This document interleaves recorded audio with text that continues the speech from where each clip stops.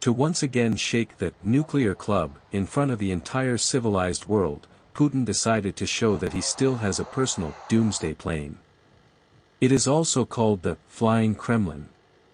The specially re-equipped Il-80 should enable the head of state to manage the country from the air in the event of a nuclear strike on the ground.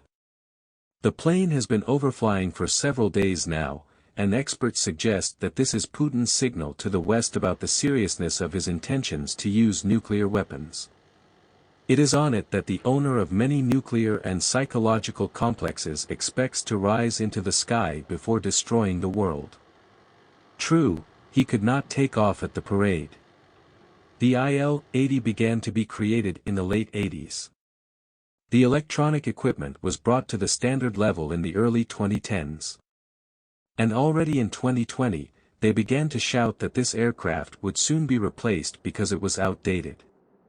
But in fact, the Il-80 is the result of direct envy of the Kremlin general secretaries, who looked at the fact that the United States has E-4 aircraft, air command posts based on the Boeing 747, which have been in operation since 1974.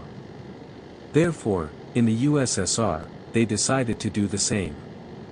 They took the Il-86 passenger plane, which was inferior to all the characteristics of the Boeing 747 but was still the best airliner of Aeroflot, and hung it with a variety of communication systems and other equipment. In parallel, the aircraft structure was strengthened, the windows were sewn up, and additional electric generators were hung under the wings. The Il-80s were more stationed at the base airfield in Chkalovsk, and if they flew, then to test communication and control systems.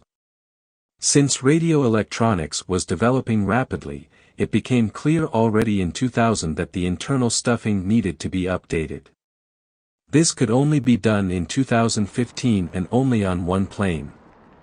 In the same 2020, one Russian was detained, who stole equipment from one aircraft and handed over unique electronic boards for scrap. And the fact that these planes cost more than they fly is noticeable even from a satellite. In particular, at the airfield in Chkalovsk, 3 planes can be seen standing, one of which is already in an eternal parking lot with peeling paint. This aircraft has huge disadvantages that make its use for its intended purpose extremely doubtful. Firstly, most likely, only one Il-80 is actually in service in the Russian Federation, and any of its movement is tracked by all NATO reconnaissance means. Secondly, this aircraft requires very long runways, more than 3 kilometers, which drastically reduces the number of airfields from which and where it can fly. Thirdly, the flight range of this aircraft, approximately, is from 3000 to 5000 km, and for its extended loitering, just a caravan of air tankers is needed. Under these conditions, it is pretty optimistic to say that this aircraft has at least some minimal value.